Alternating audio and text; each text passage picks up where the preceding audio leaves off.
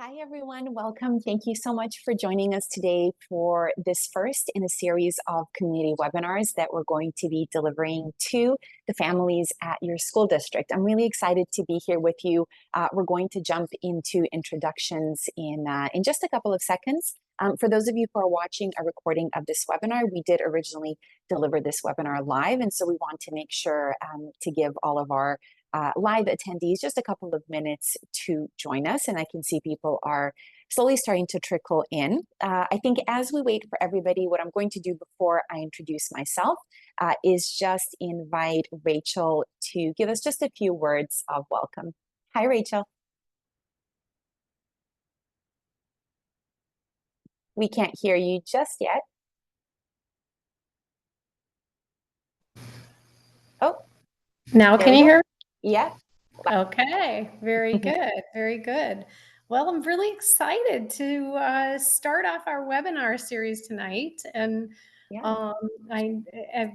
after talking with you and learning about all the things you do, I know you're going to have just some great information over the course of this year, and super excited for what that offers for our community, our parents, and just welcome everyone. And I hope that you all know that we just are coming along beside you and partnering with you on this digital journey, and just hoping to provide a lot more resources and just information about how we are doing things, but also to support what is sometimes the struggle of parenting in a digital world that none of us really grew up in ourselves. And as a mom, although my kids are older, I know where everybody's coming from, and so I hope we can do great things through all of this. So yeah, thanks.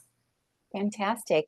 Thank you so much, Rachel. So I'm just going to take a second to share my screen with everybody.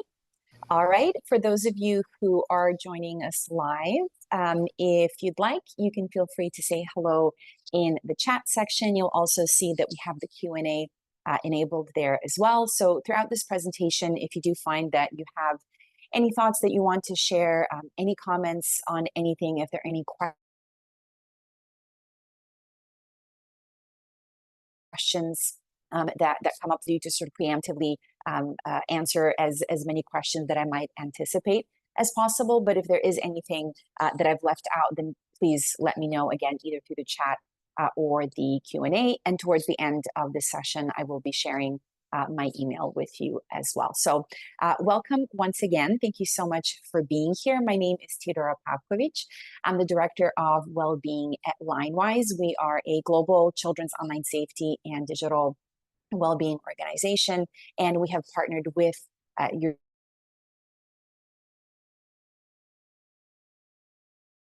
school district to bring you a number of different resources. This is one of the ones that I'm excited about. As Rachel mentioned, throughout this year on this topic of children's online safety, parenting in the digital age. What are some of the sort of the steps and the actions that you can take as the parents, the caregivers, aunts, uncles, grandparents, in order to really help your children and your young people navigate this sometimes pretty crazy online world. So that's what we're here to deliver for you today. This is our sort of introductory, if you will, session.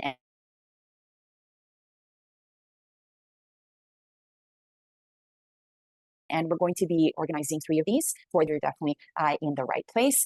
Once we've gone through this sort of 3-part sort of foundational series, if you will, we're going to start offering some sessions on more sort of specific in-depth topics around online safety, online risks and benefits. So we're going to be venturing into topics like social media. We're going to be talking about gaming. We're going to be talking about cyberbullying, artificial intelligence, all sorts of different topics that I'm sure if you kind of haven't come across them as challenges in your own home, I'm sure that you're aware of them, and you would have, either heard about them from your kids at school, in the news, or elsewhere. So What you can expect from me over the next sort of 30 minutes or so that we're going to be together, I'll be telling you a little bit more first about your district's digital wellness community program.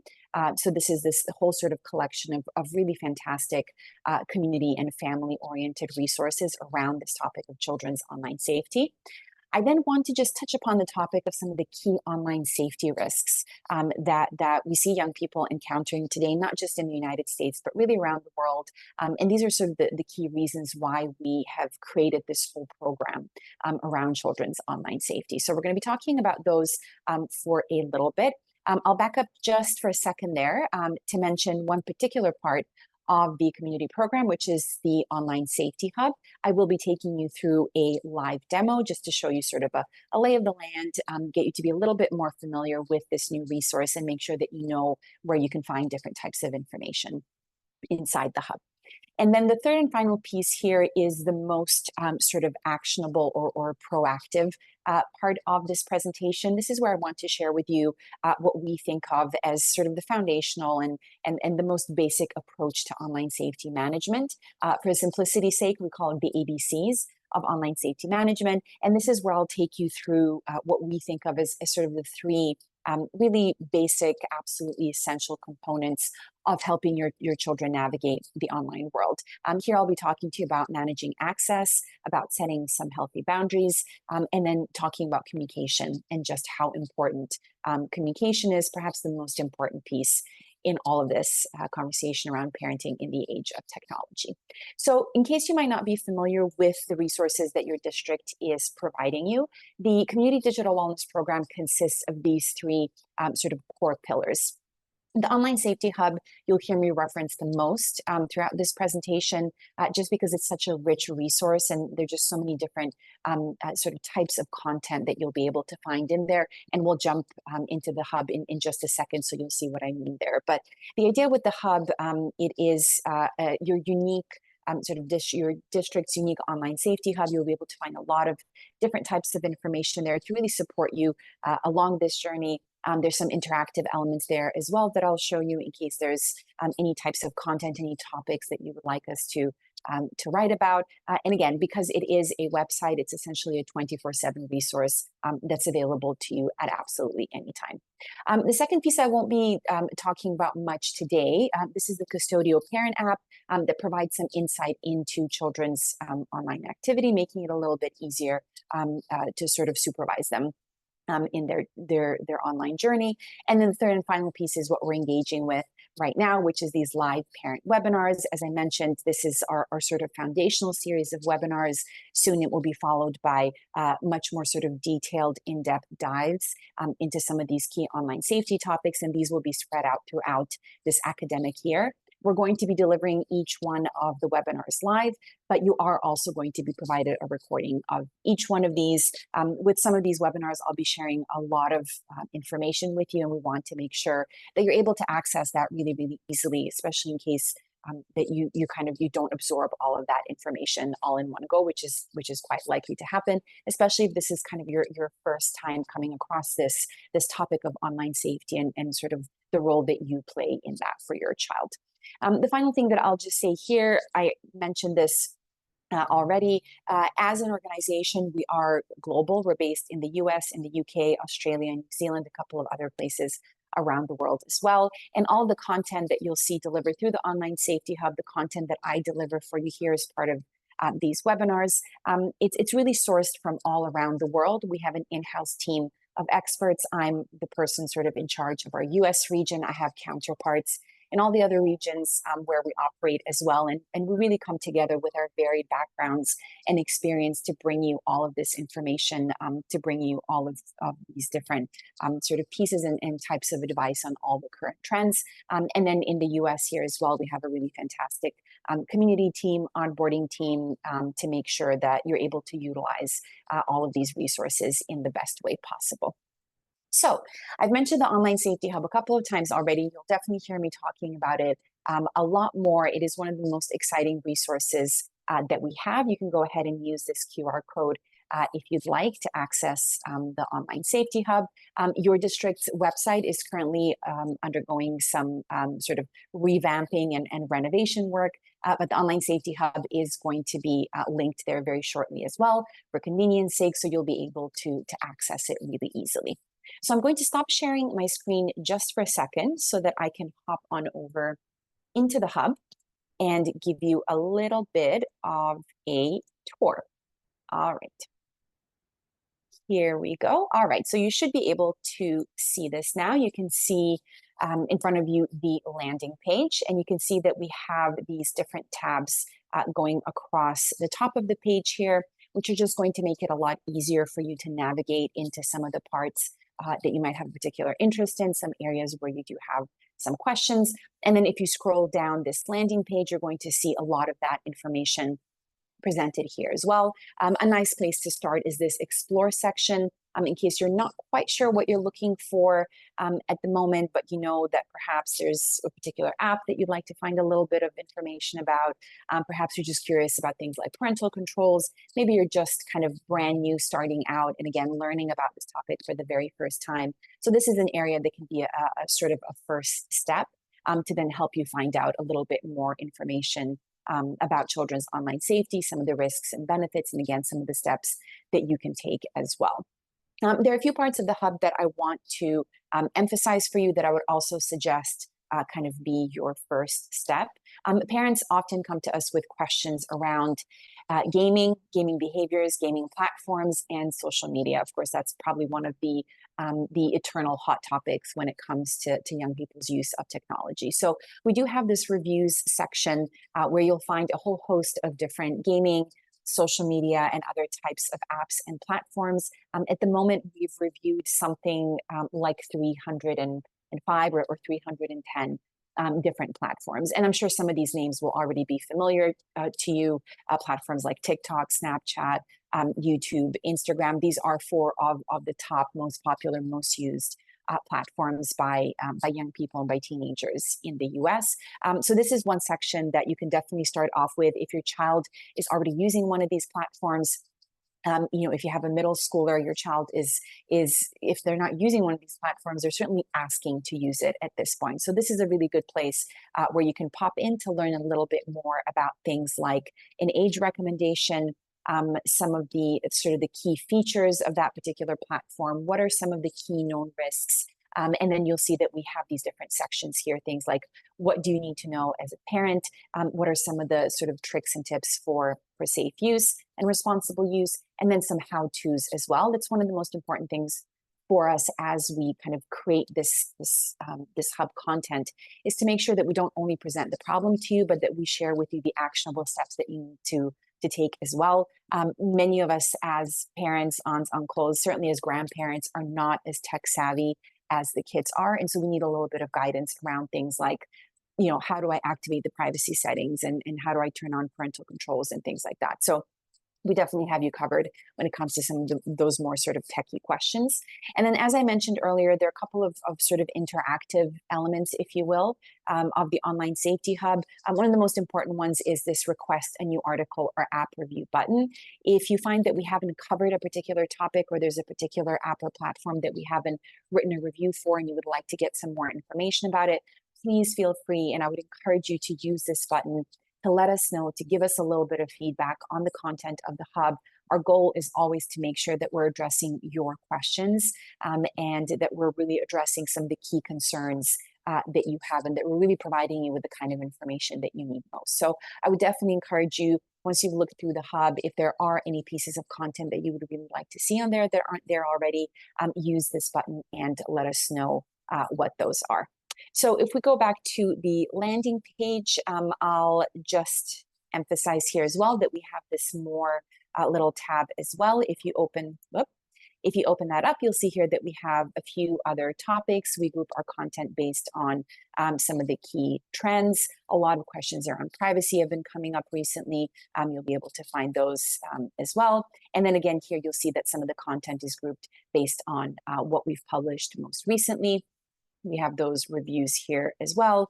You'll see some of those most popular pieces here. a little bit of information about Custodio, the parental control app. And then because we know that not everybody sort of prefers to consume their content in that text-based format, we do also have this section here with a few very short videos. They're all under 3 minutes, addressing some of those key questions that you might have, and you will see a familiar face pop up in there for sure, since I've recorded a few of these videos as well. And again, I encourage you to continue to explore here. You'll see us addressing topics around gambling, bullying, things like privacy, screen time, and a lot of other things that you'll hear me just sort of scratching the surface of during this session here. So I'm going to hop back over into our slideshow. Just give me 1 second. I'm going to share that with you again. All right, perfect. All right, so questions around children's online behavior often involve this question around what are they actually doing when they're online, and what are some of the spaces that they frequent once they're in there, what are sort of the types of activities that they're engaging in. And then, of course, as their parents and caregivers, we also want to know what types of activities are these. Are they safe? Are they not safe? Can they contribute to skill building potentially? Are these activities educational? Can they foster things like their social relationships? Can they improve their emotional intelligence? And then, of course, what are some of the risks that we want to be kind of aware of as well? And that's really the key reason why we put together this list of key online safety risks, to make sure that as a caregiver, as a parent, you kind of know what are some of the things that you need to be looking out for. And we do update these every once in a while. So we just recently updated this list. A couple of months ago, we revisited every sort of 6 to 12 months, because so many things change about technology so quickly. And you can see that there's some very much hot topics there, things like generative AI and misinformation. These are all things that if you have a younger middle schooler, they might seem like really, really serious topics, perhaps topics that you don't necessarily need to think about just yet. Unfortunately, because the internet is such an open space without any sort of natural boundaries and any natural stop signs in there, these are sort of risks and opportunities that really any child can encounter, depending on where they go in those virtual spaces, depending on how safe they are while they're in those. And you'll be able to find different pieces inside the Online Safety Hub that will be addressing a number of these different risks, and that will give you some tips and some pointers and some guidelines around how to, first of all, understand these risks. So to understand where these might come up most frequently. If it's a particular platform, to understand what the privacy settings are on those platforms.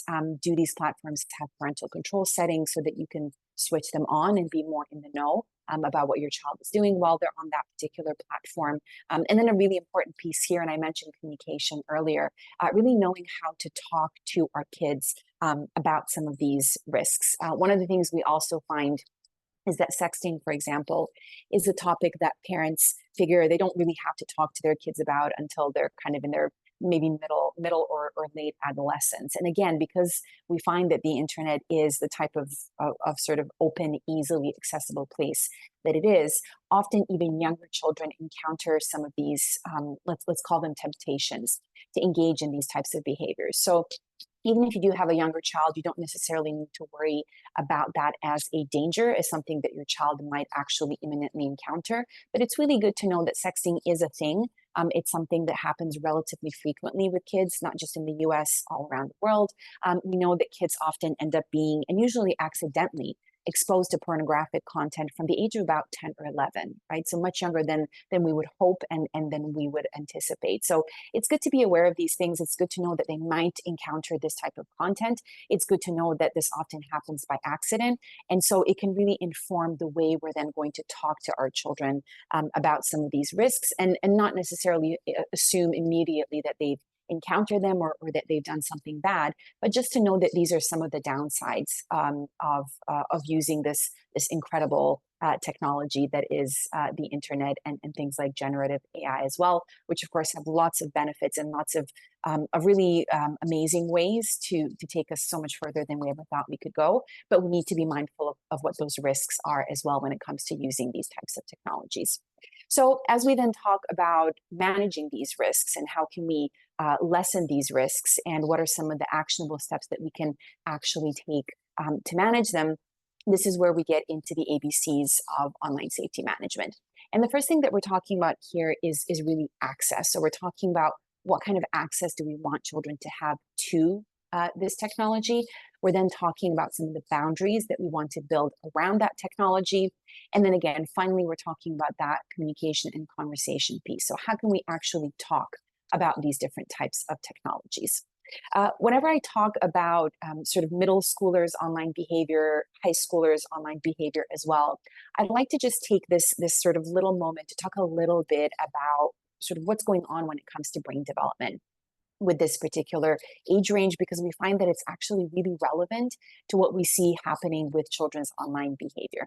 So we do know that around that sort of age range of 12 to 15, plus or minus 1 or 2 years, children are at the greatest risk of online safety issues and some of these key online safety risks that I shared with you before.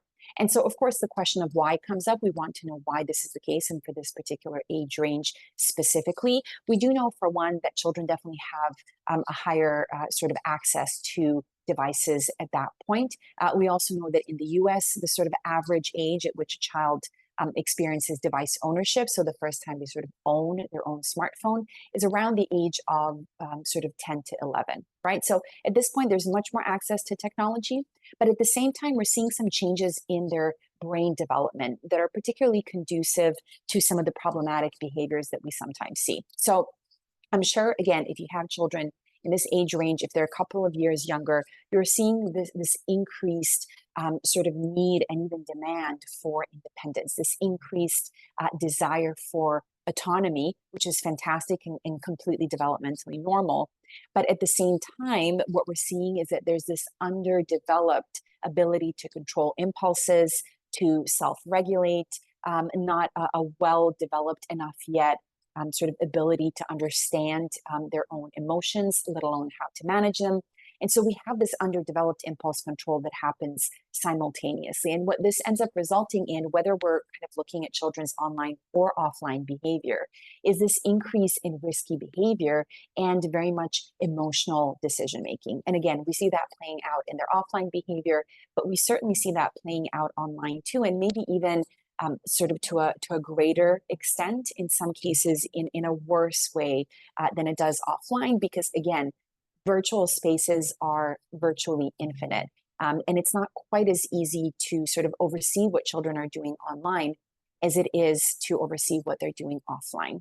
The reason why I always bring this up is because what we find during these years as well is that parents and caregivers, not all, some, will start sort of stepping back and becoming a little bit less consistent with rules and boundaries and expectations. So the reason I always present this information is as part of an argument for keeping that consistency in terms of boundaries, to make sure that those rules and boundaries are very clear, that everybody knows sort of what's expected of them, and that there's a really good understanding in terms of what happens if we don't actually follow those rules and if those expectations aren't actually met. So when we're talking about access here, that A in the ABC approach, we're talking about both the what and the when question. So what does the child have access to on their device, and which devices they have access to, and then when do they have access to these as well.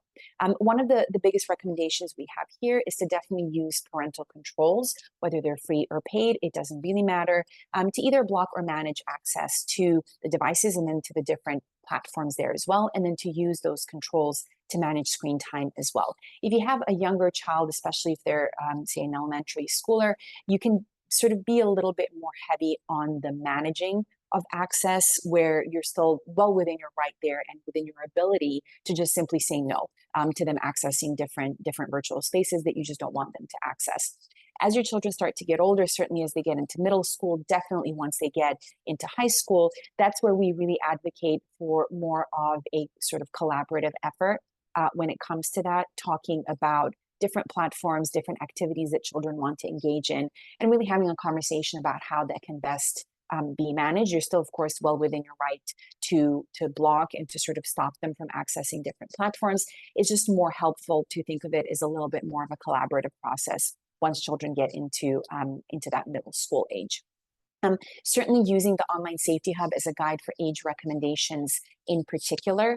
What we find often, and there was a piece of research, I think this came out about a year ago, looking at gaming in particular, and different gaming platforms, different games that children can access. And at the time, they found that something like 60 or 70% of parents actually weren't aware of the fact that there are age recommendations and age restrictions for different gaming platforms. So some might be okay for, say, a 3 or 4-year-old to access. For some of them, you really need to be 14 or 15 or 16, in some cases even 18, in order for you to be able to access them. This most often has to do with sort of legal restrictions. It doesn't really always have a lot to do with the sort of developmental stages of kids. But this is why if you go into the Online Safety Hub and you see those age recommendations that we've put into our reviews, those take a sort of balanced view in terms of what the platform itself is recommending for legal reasons and what we see as being appropriate just based on some of those online safety risks and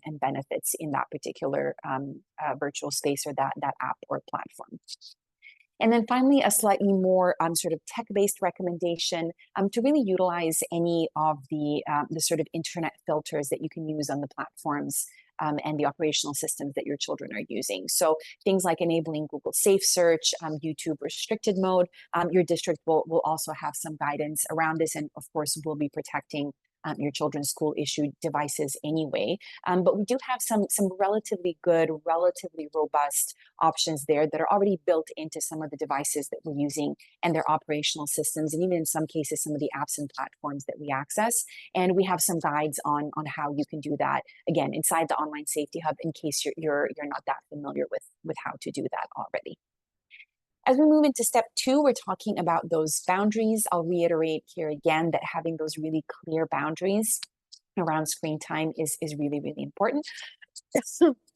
Excuse me, and talking about device use and really talking about even more than just the use of those devices and platforms, but really talking about expectations around behavior, right? We talk to our kids about this when it comes to their offline behavior as well. So things like how we behave when we're, say, in a public place, how we behave when we're speaking to people who are older than us, when we're speaking to people who are strangers versus family members or other people that we already know, right? We already have some of these sort of rules and expectations around offline behaviors. We're just not that used to talking about them in the context of our children's online lives as well. And it's really important to start doing that if we haven't yet.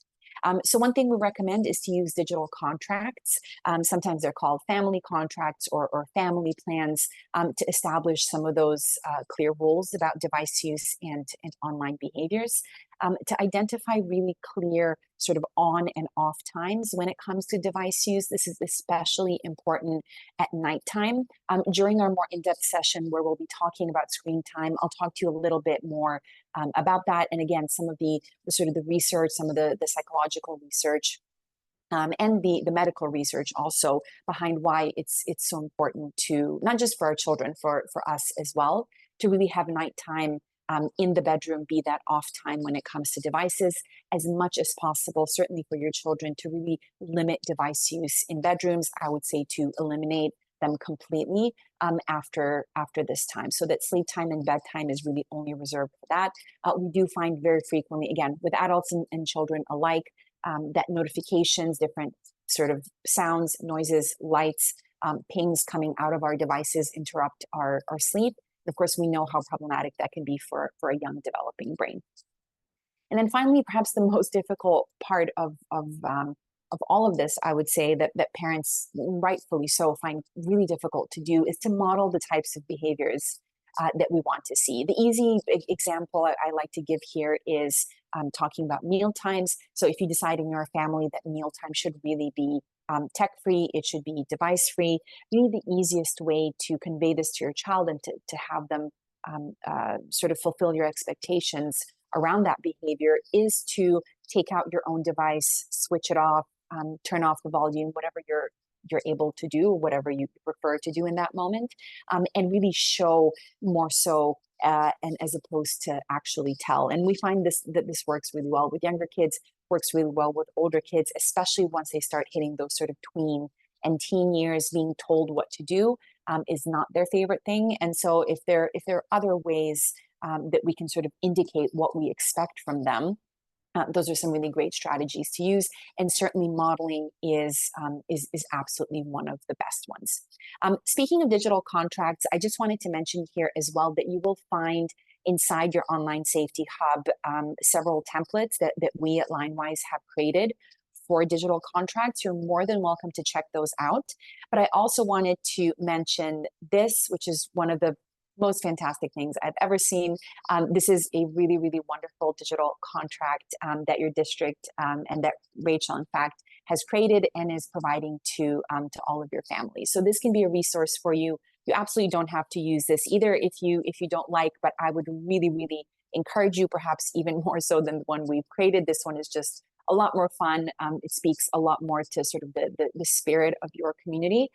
So I would definitely encourage you to make use of this one. This only shows you a couple of the different options that are included in this tech contract, but you'll see there that there's a whole list of exactly what we've been talking about so far, which is what are some of the expectations that we have of our kids? What do we really want them to understand about our expectations? And then these contracts are not only a great way to really establish those boundaries and make sure that everyone is clear on them, that everybody agrees, but it's also a really fantastic conversation starter. One way to start sort of diving into that topic of online safety. We do find that a lot of families have never really even maybe considered starting to talk about this until they've seen one of these webinars, and then they realize that, oh, this is probably a good thing to bring up. So kind of instating some kind of a tech family contract or agreement is a really great way to just generally start that conversation around just boundaries in general, right? What do we mean when we talk about tech boundaries? What are some realistic tech boundaries? What are they for you as the children, and depending on your age, and what are they for me as your parent or caregiver? So if you have teenagers in particular, I would really encourage that you ask them what are some of the limits that they would like to place on you. They will love that. Guarantee. It's a no-fail tactic. Absolutely. All right, and then the final step here, really making online safety a frequent talking point, a frequent conversation point in your home. We do find, based on sort of anecdotal evidence and research that really comes from around the world, that children who live in homes where this is a frequently talked about conversation point, they do tend to report having the most positive and least negative experiences online. For a number of different reasons. For one, they themselves, as well as their families, are just more aware of both the benefits and the risks. We also find that they're then more aware about, for example, reporting incidents, right? So if there is a cyberbullying incident that happens, say on Twitter, now known as X, they'll know that there is a section within that particular social media platform where you can actually report incidents to that platform. And in fact, most social media and gaming platforms do actually have these. In those cases as well, what children can feel a little bit more confident about is, because their parents show an interest in what they're doing, they also show some level of confidence of kind of understanding, at least to a certain extent, that online world. Parents start perceiving that person as a resource that they can actually tap into when something goes off or something goes wrong, whether for them or whether they witness one of their peers having issues online. And this is one of the biggest obstacles that we often find to children just not sharing with us the different types of negative experiences they might have online. They often just don't think that we will really get it. They don't think that we will really understand what it means to, say, be bullied on Instagram or to be excluded from a conversation on Snapchat. And they're not entirely wrong, right? We probably don't know what that actually feels like, but through talking to them frequently, not just when bad things happen, about some of these topics, we can really show them that we're very curious, we're actively involved, we want to learn, we're positively engaged in their life online, in this digital world that seems so foreign to us, and that we really want to learn and we want to understand and we want to be that resource for them. So using communication strategies like problem solving, cyberbullying is a really great example. And again, when we do our in-depth cyberbullying session, I will be talking to you about sort of a kind of case management scenario of recommendations around what you can do in case you know that your child was the victim of a bullying incident. We always want to help them problem solve, not necessarily solve the problem for them. Again, this is not a new recommendation. This is something we talk about in the offline world as well. Same thing applies online, to not sort of jump to conclusions too quickly, but to really ask our children what would be their sort of ideal outcome, and to make sure that we jump in if they really need our help, that we report things if they need to be reported to the platform, to the school, to the district, law enforcement, right? Whoever sort of the right resource is going to be in that moment. When we engage them in these conversations, to make sure that we don't sort of jump to conclusions, or that we don't try to sort of pull information out of them too quickly, that we leave a little bit of space for them to share with us. And then ultimately to, again, as much as possible, to try to talk with them, not so much at them. I think next to modeling, this can be a really difficult thing for us to do, especially if we know that our children are struggling, or they're having a problem with something, or they're battling something that's just really difficult for them to deal with, and maybe they're also hesitant to let us know what exactly is going on. That's when we try to step into that sort of fix it mode, sometimes without necessarily even knowing what the problem is, or how we can even hope to fix it. So these are some of the sort of the key communication strategies that we like to recommend that you try out. And again, speaking of conversation starters, one of the easiest ones that I always like to offer in the aftermath of watching a webinar like this, you can always go back, not just to your child, by the way, you can go back to your spouse, or to whoever you're parenting your children with, if you'd like to raise their levels of awareness too, and say, I saw this webinar. There were a couple of interesting or new or different things that came up there that I wasn't really aware of before. What are your experiences with these, or what do you think about these? Or, do these issues come up for you and your own personal device use, or with your friends, or at school, or at work, or, extracurricular clubs and activities, wherever it is, right? There's a lot of sort of rich material that you can really dig into there, just by saying, I saw this webinar and it gave me a few sort of new or different things to think about. All right, so I'm going to stop there. I thought I would share with you here just the URL to your school district's website. As I said, it's going through some changes right now. It's being updated, so you are going to see your district's online safety hub link there very shortly. I wanted to share my email here with you as well. Again, if you think about a question or a comment in a day or 2 or 5 or in a month, and you'd like more information about anything, or you need a little bit of help finding your way through the online safety hub, you can feel free to reach out and let me know. I can see that we do have a few comments here in the chat. Just want to make sure I see those. Oh, perfect. Those are from Rachel. Fantastic.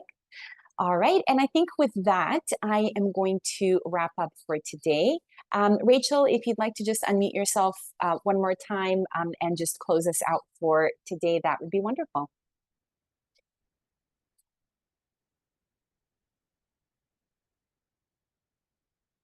Let me make sure I enable you to do that.